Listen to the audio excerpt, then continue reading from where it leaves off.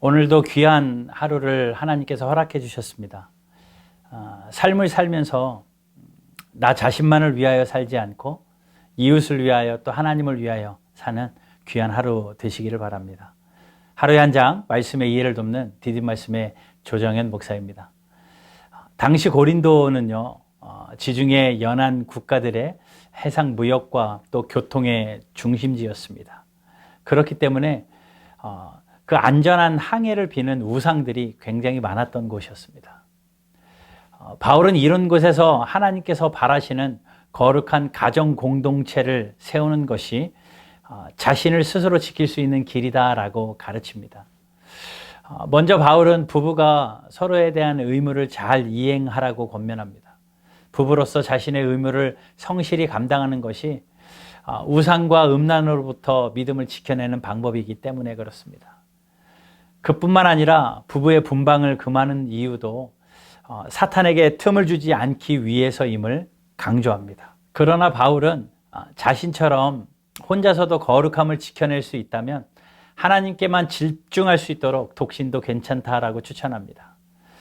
이처럼 바울은 독신과 결혼을 비교하기 위해서가 아니라 타락한 세상으로부터 자신을 지키는 데 초점을 두고 편지를 쓰고 있는 것입니다. 결국 하나님께서 허락하신 성령의 전을 온전히 지켜나가기 위해 노력한다면 하나님 앞에서 거룩한 개인과 가정으로 온전히 쓰임받을 수 있음을 기억해야만 합니다. 바울은 하나님의 부르심에 대한 중요성을 이어가기 위해 할례를 예로 듭니다. 바울은 고린도 교회 안에 있는 유대인이나 또 이방인 모두가 예수님과 교제하도록 부름을 받았기 때문에 할례 여부로 사람을 구별해서는 안 된다라고 말합니다. 할례보다 중요한 것은 하나님의 계명을 지키는 것이라고 강조하며 할례와 같은 외적인 요소로 신앙의 잣대를 삼지 말고 하나님의 말씀에 순종하는 삶을 살 것을 당부합니다. 또한 바울은 종의 사례를 들어 그리스도인의 자유에 대해서 설명합니다. 당시 고린도 인구의 30% 이상은 종이었으며 대부분 복음을 수용한 자들이었습니다. 이에 바울은 종이라는 신분 자체가 그리스도인으로 사는데 제한이 될 수 없음을 주장하며 사회적 신분과 상관없이 말씀을 지키며 살 것을 권면합니다.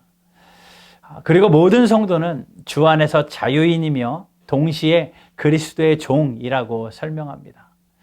이처럼 그리스도인은 외적인 신분에 의해서 좌우되는 자들이 아니라 하나님의 말씀을 온전히 지키고 순종하는 데 집중하는 자로 사는 자가 바로 그리스도인입니다.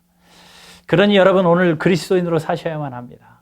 말씀을 쥐고 그 말씀을 지키기 위하여 말씀에 목숨을 거는 하루로 사시기를 바랍니다.